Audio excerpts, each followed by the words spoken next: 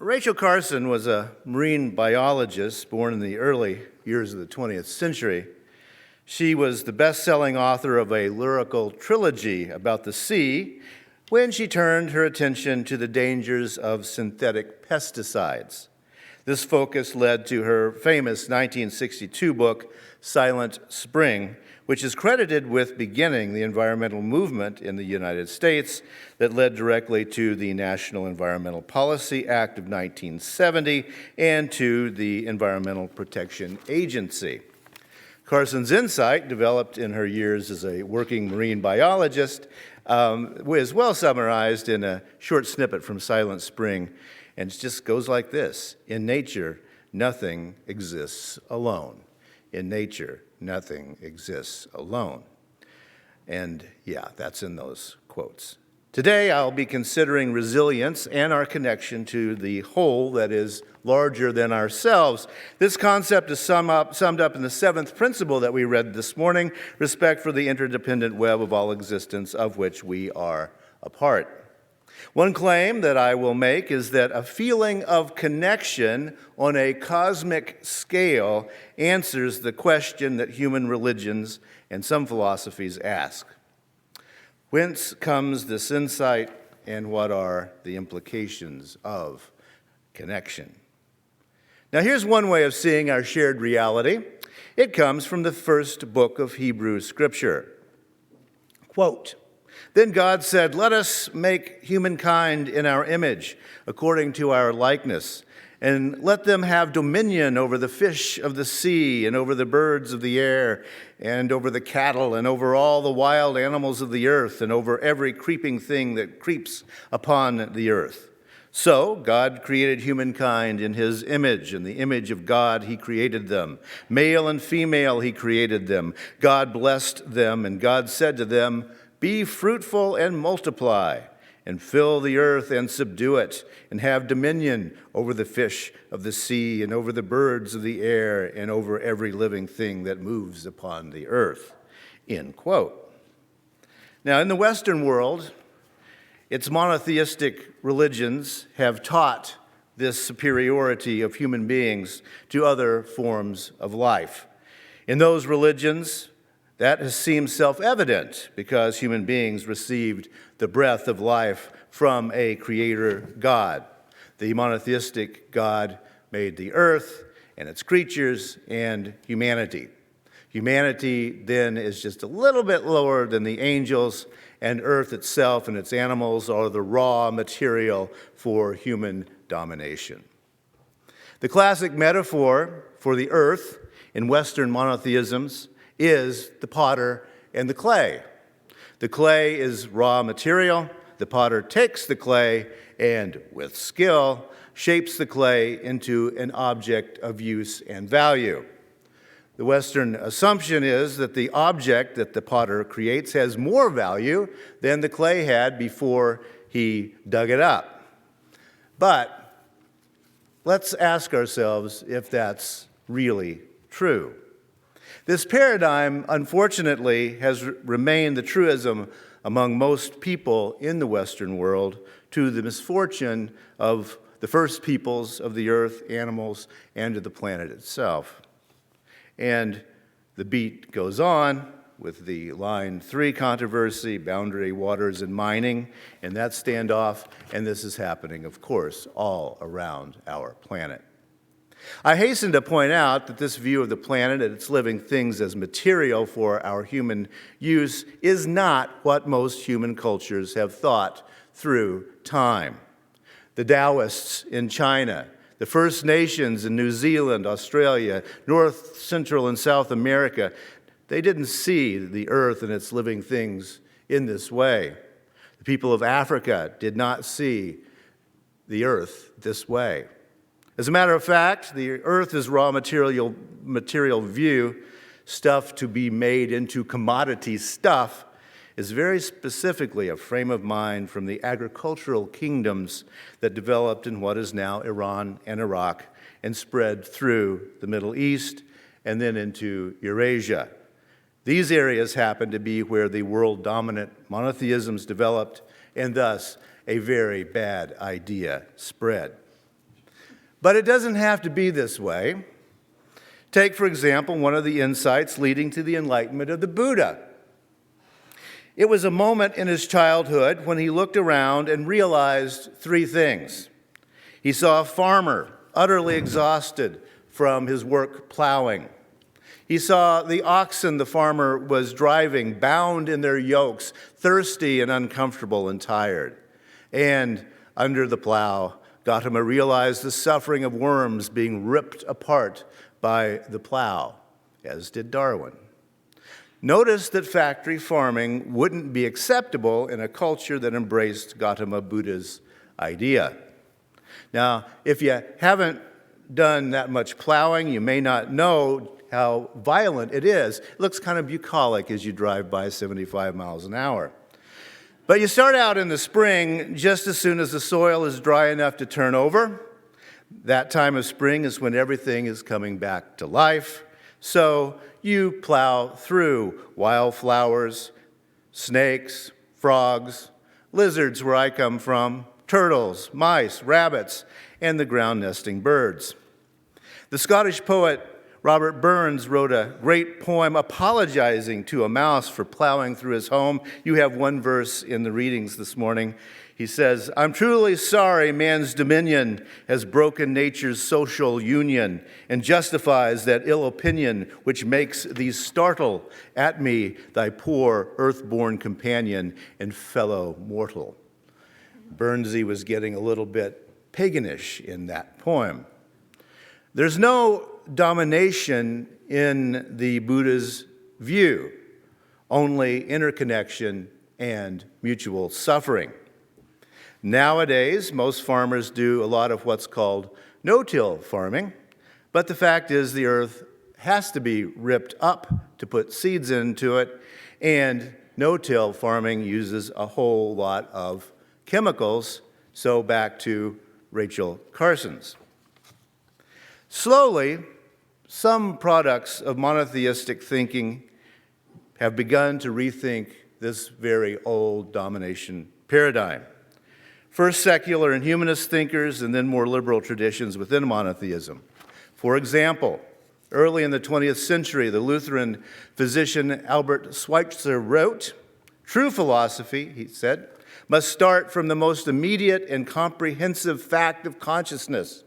And this may be formulated as follows: I am life which wills to live, and I exist in the midst of life which wills to live." Now, slowly, Albert Schweitzer moved away from conventional Lutheran Christianity toward a more naturalistic way of seeing things. He became a vegetarian along the way. He came to oppose African colonialism and patriarchy, and so he moved to Africa as a physician to the oppressed. Rachel Carson was raised conventionally Presbyterian, but came to admire the work of Dr. Schweitzer and the psychologist and humanist philosopher Erich Fromm, who I've talked about several times, who was very important to humanist thinking in post-World War II humanism. Erich Fromm took Karl Marx's theory of alienation and expanded it. Fromm's take on alienation is that it occurs when we begin to see our own actions and the very being of others as disconnected from ourselves. Even our own personality we begin to see as disconnected from ourselves. And then we begin to worship what we do rather than what we are. As a result, we begin to worship doing rather than being, and thus we make objects of others, people, living things in nature, valuable to ourselves only for what they can do for us. In that case, we very literally are alienated and become dominators. We have forgotten the interconnected web of existence, Fromm argued. Rachel Carson took Erich Fromm's warning to heart and committed herself to pointing to that web of existence. Once in a speech, she said this, quote, "I am not afraid of being thought a sentimentalist when I stand here tonight and tell you that I believe natural beauty has a necessary place in the spiritual development of any individual or any society. I believe that whenever we destroy beauty or whenever we substitute something man-made and artificial for a natural feature of the earth, we have retarded some part of man's spiritual growth." End quote. So, the perception of interconnection, the realization that we are parts of an interconnected whole, is essential to a spiritual life and to a deeper sense of living, she says, and I think she's right. In her best-selling book, The Sea Around Us, Carson wrote this, quote, "It is a curious situation that the sea, from which life first arose, should now be threatened by the activities of one form of that life. But the sea, though changed in a sinister way, will continue to exist. The threat is rather to life itself." End quote. Also in your sheet this morning. Carson was writing about the threat of synthetic chemicals. Today, we face an even larger challenge in the global climate crisis. Yet, the insights she had hold today. The fragility of life is its interdependence. Yet, the resilience of life also lies in its interdependence, if we pay attention to how things mesh together. We are capable of changing even our perceptions and prejudices. We can stop seeing being as substance, raw material, and begin seeing being as responsibility. We are life living life, as Dr. Schweitzer said. We exist not in a potter's creation, but in an organic whole produced by laws acting around us, as Darwin said, on that tangled bank. We are life living life. Soon enough, each of us won't be living life anymore, at least in this form of existence that we carbon-based creatures are in right now. Yet we know that life will go on living life if we leave the conditions favorable for life to go on living. There's a rational conclusion there, I think. We should live life and, as we live, aid the living of life for other lives and aid the conditions of which life may go on living into the future. The third Humanist Manifesto that I read a little bit earlier during the welcome puts it succinctly, quote, "Humans are an integral part of nature, the result of unguided evolutionary change. Humanists recognize nature as self-existing. We accept our life as all and enough, distinguishing things as they are from things as we might wish or imagine them to be.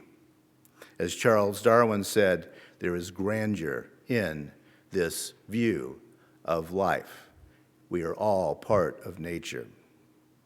Author Ursula K. Le Guin wrote this. It's also in your readings this morning. "The law of evolution is that the strongest survives, yes, and the strongest in the existence of any social species are those who are most social. In human terms, most ethical. There is no strength to be gained from hurting one another, only weaknesses." End quote. The Taoist Tao Te Ching, chapter 64, puts it this way: "The sage aids the 10,000 things to find their own nature." Now, we have a theater here in town called the 10,000 Things, and in Chinese thought, the term means all the things, everything that's on the planet. The sage aids the 10,000 things to find their own nature. Wise people aid in the flourishing of the planet and the living things. Now, many of you know about Aldo Leopold and his book, A Sand County Almanac. The Rouses introduced me to that book, right? Nowadays, there's an Aldo Leopold Foundation, and he's considered the father of wildlife ecology.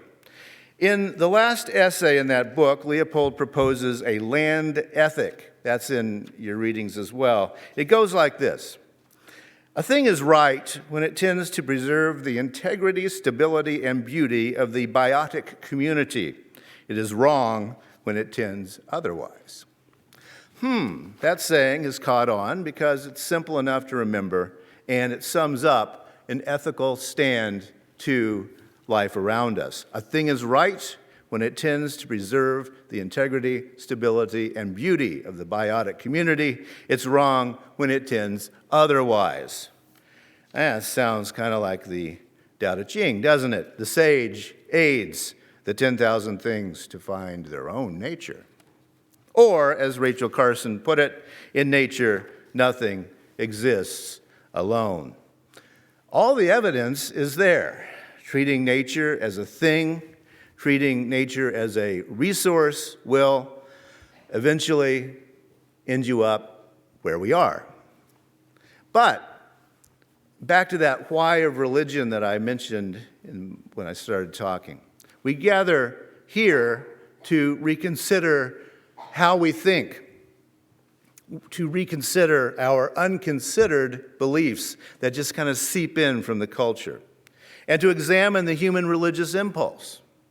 And I think the French philosopher Georges Bataille gets it right about what religion is when he says that religion is about connection and intimacy. Connection and intimacy. These are the things we long for: connection and intimacy with other human beings, with other living things, and with the planet and the cosmos. Intimacy, connection. That's what the religious impulse is about, and it's what humanism is about. It's only that we of a naturalistic bent connect with a different sort of shared reality, a reality outlined by Charles Darwin, but as old as human thought itself. The British novelist Terry Pratchett sums this intimacy and connection up nicely. It's also on that sheet. Once we were blobs in the sea, and then fishes, and then lizards and rats, and then monkeys, and hundreds of things in between. This hand was once a fin. This hand once had claws. In my human mouth, I have the pointy teeth of a wolf and the chisel teeth of a rabbit and the grinding teeth of a cow. Our blood is as salty as the sea we use to live in. When we're frightened, the hair on our skin stands up, just like it did when we had fur. We are history. Everything we've ever been on the way to becoming us, we still are. I'm made up of the memories of my parents and my grandparents, all my ancestors. They're in the way I look and the color of my hair, and I'm made up of everyone I've ever met who's changed the way I think, end quote. In the end, that kind of interdependence and realizing it is our resilience. In every outthrust headland, as Carson wrote, in every curving beach, in every grain of sand, there is a story of the earth. Thanks for listening. You can find much more about humanism and what's happening at First Unitarian Society in Minneapolis by visiting our website at firstunitarian.org.